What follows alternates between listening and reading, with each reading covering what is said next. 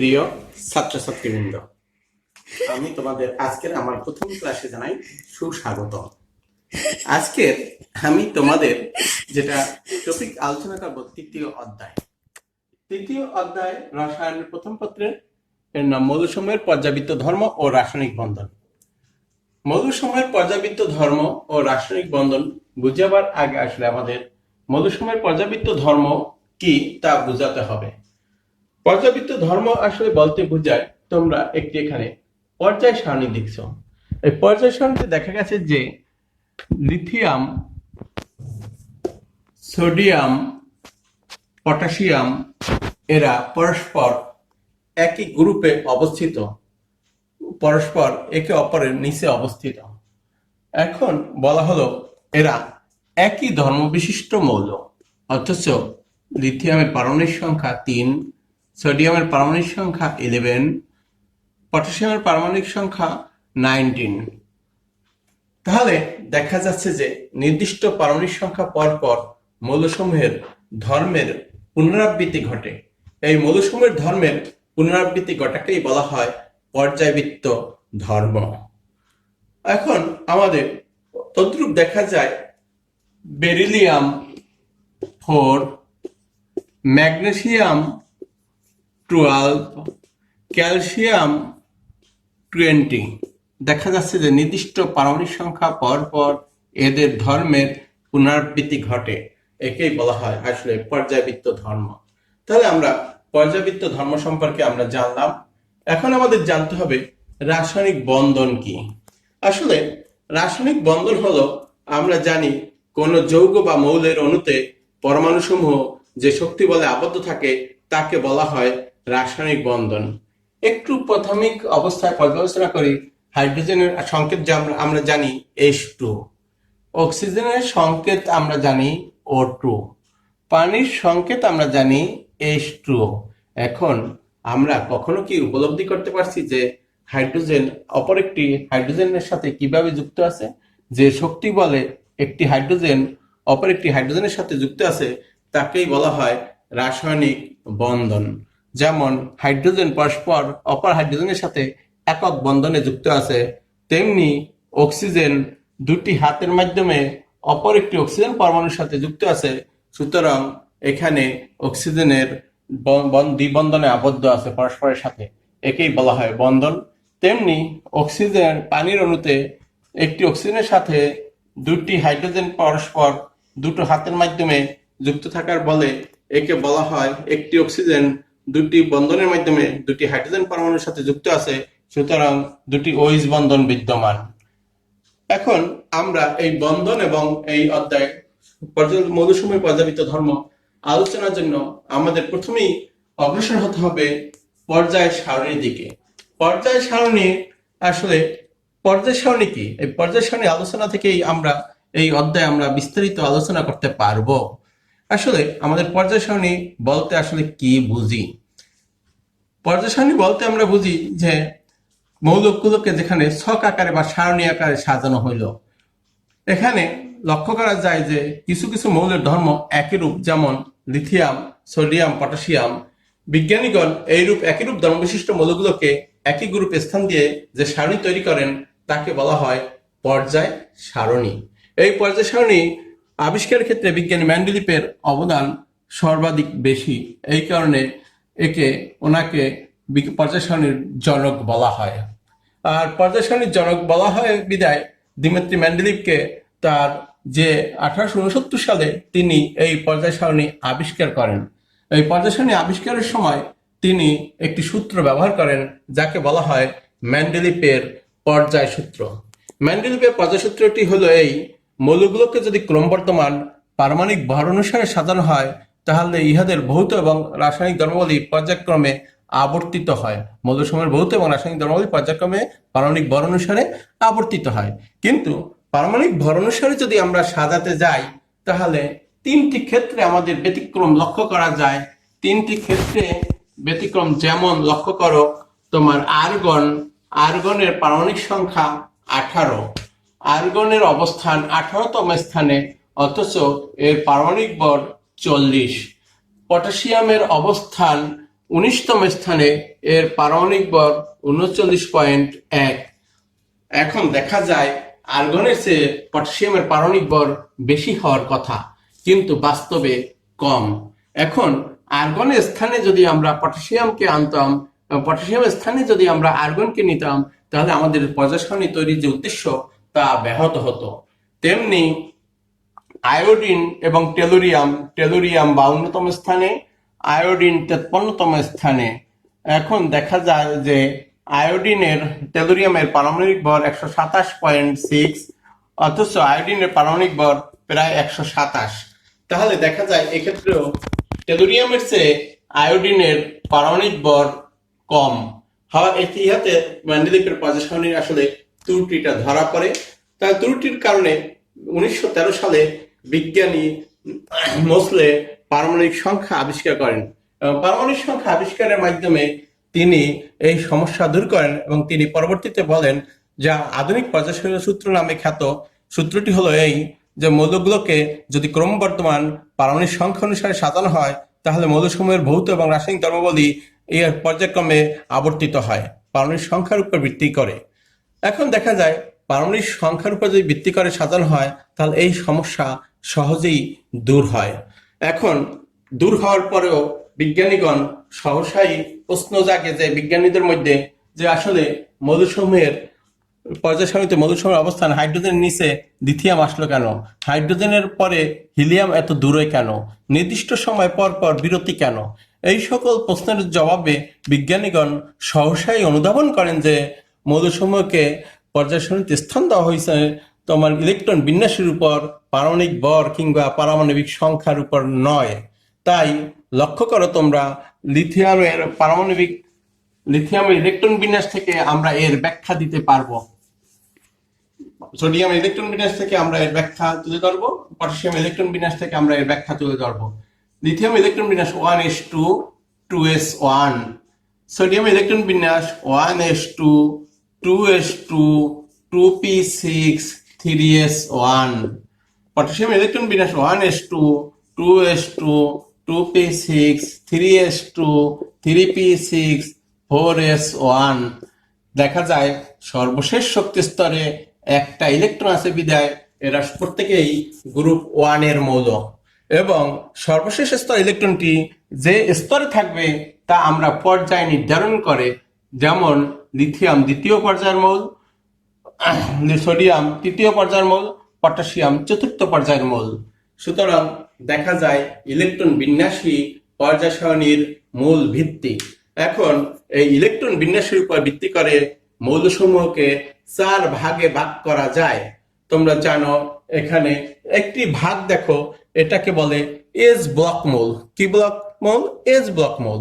কেন S block মৌল বলো তোমরা? দেখা গেছে যে ইলেকট্রন বিন্যাস থেকে দেখা যায় যে সর্বশেষ শক্তি স্তর ইলেকট্রনটি এস অরবিটালে যাওয়ার কারণে এরা এস ব্লক মৌল। দেখো লিথিয়ামের সর্বশেষ শক্তি স্তর ইলেকট্রনটি এস অরবিটালে যায়, তেমনি সোডিয়ামের সর্বশেষ স্তর ইলেকট্রনটি এস অরবিটালে যায়, তেমনি পটাশিয়ামের সর্বশেষ ইলেকট্রনটি এস অরবিটালে যাওয়ার কারণে এরা এস ব্লক মৌল। তেমনি লক্ষ্য করো বেরিলিয়াম 4 এর ইলেকট্রন বিন্যাস 1s2 2s2, সুতরাং এরও সর্বশেষ শক্তি স্তর ইলেকট্রনটি এস অরবিটাল যাওয়ার কারণে এরা এস ব্লক মৌল। তেমনি ম্যাগনেসিয়াম ইলেকট্রন বিন্যাস থেকে দেখা যায় 1s2 2s2 2p6 3s2, সুতরাং এটাও এস ব্লক মৌল। তেমনি ক্যালসিয়ামের যদি ইলেকট্রন বিন্যাস করি 20, তাহলে 1s2 2s2 2p6 3s2 3p6 4s2, এটিও এস ব্লক মৌল। এখন দেখা যায় তাহলে এস ব্লক মৌল মনে রাখার জন্য তোমরা সহজেই মনে রাখতে পারবে। এটাকে কিভাবে মনে রাখবে? দেখো, হাই লিনাকে রুবি সাজাবে ফ্রান্সে। অর্থাৎ হাই মানে হাইড্রোজেন, লিনা মানে লিথিয়াম, না মানে সোডিয়াম, কে potassium, Ruby rubidium, caesium francium. এভাবে তোমরা সহজেই মনে রাখতে পারো, হাই লিনাকে রুবি সাজাবে ফ্রান্সে। তেমনি গ্রুপ 2 দ্বিতীয় 2টি ইলেকট্রন থাকা সর্বশেষ স্তরে, যা বলছি যে সর্বশেষ স্তরে ইলেকট্রন সংখ্যা গ্রুপ নির্ধারণ করে। তাই বেরিলিয়াম, ম্যাগনেসিয়াম, ক্যালসিয়াম প্রত্যেকের সর্বশেষ শক্তিস্তরে 2টি ইলেকট্রন থাকে, এরা গ্রুপ 2 এর মৌল এবং এস ব্লক মৌল। Beryllium, magnesium, calcium, strontium, barium, radium এরা সকলেই এস ব্লক মৌল এবং গ্রুপ 2 এর মৌল। এটা মনে রাখার উপায় হয়েছে বিধবা মায়ের ক্যাডার সন্তান বাদশা রহিম, অথবা যদি আমরা বিবেচনা করি বিরিয়ানি, মোগলাই, কাবাব সাজিয়ে বাটিতে রাখি। বিরিয়ানি বিরিয়ানি মানে বেরিলিয়াম, মোগলাই মানে ম্যাগনেসিয়াম, ক্যালসিয়াম মানে স্ট্রোনশিয়াম সাজিয়ে বাটিতে বেরিয়াম বাটিতে রাখি, রাখি মানে রেডিয়াম। বিরিয়ানি, মোগলাই, কাবাব সাজিয়ে বাটিতে রাখি, এভাবে তোমরা সহজেই মনে রাখতে পারবে। এখন আমাদের প্রশ্ন হইল ডি ব্লক মৌল, পি ব্লক মৌল কাকে বলে? তোমরা আরেকটু যদি লক্ষ্য করো, গ্রুপ 13 থেকে গ্রুপ 18 পর্যন্ত মৌলগুলোকে বলা হয় পি ব্লক মৌল। আসলে পি ব্লক মৌলর যদি ইলেকট্রন বিন্যাস আমরা দেখাই, আমরা জানি যে সকল মৌলের সর্বশেষ শক্তিস্তর ইলেকট্রনটি পি অরবিটালে প্রবেশ করে তাকে বলা হয় পি ব্লক মৌল। যেমন তুমি লক্ষ্য করো বোরন, বোরন 5 এর ইলেকট্রন বিন্যাস 1s2 2s2 2p1। লক্ষ্য করো এখানে এর সর্বশেষ শক্তিস্তর ইলেকট্রনটি পি অরবিটালে প্রবেশ করায় এরা পি ব্লক মৌল। তেমনি কার্বনকে যদি 6 এর ইলেকট্রন বিন্যাস করি 1s2 2s2 2p2, এখানে সর্বশেষ স্তর ইলেকট্রনটি পি অরবিটালে প্রবেশ করায় এরা পি ব্লক মৌল। এভাবে ক্যালসিয়ামের পর নাইট্রোজেন, অক্সিজেন, ফ্লোরিন, নিয়ন এরা সকলেই পি ব্লক মৌল, কারণ সর্বশেষ স্তর ইলেকট্রনটি পি অরবিটালে প্রবেশ করে। তবে মনে রাখো এই ক্ষেত্রে গ্রুপ নির্ধারণ করার ক্ষেত্রে একটি সূত্র আছে, এস এবং পি যদি অরবিটাল পরস্পর আসে তাহলে এর মাঝে 10টা ডি অরবিটালের মৌল আছে যা যোগ করে গ্রুপ নির্ধারণ করতে হয়। দেখো 1 2 3 4 5 6 7 8 9 10, অর্থাৎ ডি এর ধারণ ক্ষমতা 10টা ইলেকট্রন থাকার কারণে 10টি মৌল এখানে বিদ্যমান। এই 10টি মৌল এস এবং পি অরবিটালের মাঝে থাকার কারণে এখানে তোমরা গ্রুপ নির্ধারণের ক্ষেত্রে 2 আর 1 যোগ করলে হয় 3, 3 সাথে 10 যোগ করলে হয় 13। সুতরাং এটা গ্রুপ 13 পর্যায় 2 এর মৌল, পর্যায় 2, গ্রুপ 13 পর্যায় 2। তেমনি এটার অবস্থান হবে গ্রুপ 14 পর্যায় 2। তাহলে তোমাদের গ্রুপ 13 পর্যায় 2, তাহলে মনে রাখতে হবে এস অরবিটালে যদি ইলেকট্রন অতিক্রম করে পি অরবিটালে যায় সেক্ষেত্রে 10 যোগ করে তারপর আমরা গ্রুপ নির্ধারণ করি। এখানে 2 আর 3, 1 যোগ করলে হয় 3, এই 3 এর সাথে 10 যোগ করলে হবে গ্রুপ 13, সুতরাং এটা গ্রুপ 13 পর্যায় 2। তেমনি কার্বনের ক্ষেত্রে 2 আর 2 যোগ করলে হবে 2 হলো এস অরবিটালের 2টি ইলেকট্রন আর 2 হলো পি অরবিটাল 2টি ইলেকট্রন। 2 যোগ করলে হয় কত 4 হলে গ্রুপ কত হবে 14, কারণ 10 হলো ডি অরবিটালের ইলেকট্রন, 10 হলো ডি অরবিটালের 10টা ইলেকট্রন মধ্যবর্তী মৌল। এখন আমাদের গ্রুপ 14 গ্রুপ শিখালাম আর অবস্থান শিখালাম পর্যায় সারণীতে মৌলসমূহের। এখন আমাদের সহজেই শিখতে হবে ডি ব্লক মৌল। তাহলে ডি ব্লক মৌল কাকে বলে? ইলেকট্রন বিন্যাসের উপর ভিত্তি করে আগেই বলছিলাম তোমাদের 4 ভাগে ভাগ করা হয়, এস ব্লক মৌল, পি ব্লক মৌল, ডি ব্লক মৌল, এফ ব্লক মৌল। তেমনি যে সকল মৌলের সর্বশেষ স্তর ইলেকট্রনটি ডি অরবিটালে প্রবেশ করে তাকে বলা হয় ডি ব্লক মৌল। যেমন স্ক্যান্ডিয়াম 21 এর ইলেকট্রন বিন্যাস থেকে যদি লক্ষ্য করি 1s2 2s2 2p6 3s2 3p6 3d 4s2 3d1, আমরা সর্বশেষ শক্তি স্তরে ইলেকট্রনটি ডি অরবিটালে প্রবেশ করায় একে ডি ব্লক মৌল বলে। যদিও লেখার সময় আমাদের 4s আগে লেখার উচিত ছিল, কিন্তু লিখতে হবে আব্বাউ নীতি অনুসারে, কিন্তু লিখতে হবে কোয়ান্টাম প্রধান কোয়ান্টাম সংখ্যার মানের উপর ভিত্তি করে। যদিও ইলেকট্রনটি 4s আগে যাবে তারপর 3d তে যাবে, তো এই নিয়ম অনুসারে আমরা 3d তে ইলেকট্রনটি শেষে প্রবেশ করবে, এই কারণে এটা ডি ব্লক মৌল। এবং এর অবস্থান হবে ডি এবং এস এর যোগফল অনুসারে, 2 আর 1 3, 2 এর 1 3 হলে গ্রুপ হবে 3 ও পর্যায় 4। স্ক্যান্ডিয়াম অবস্থান গ্রুপ 3 পর্যায় 4। কারণ মনে রাখবে আরেকটি সহজ কথা, ডি এবং এস এ যদি ইলেকট্রন, এস থেকে ডি তে যদি ইলেকট্রন যায়, সেক্ষেত্রে ডি এবং এস এর যোগফল অনুসারে গ্রুপ নির্ধারণ হয়।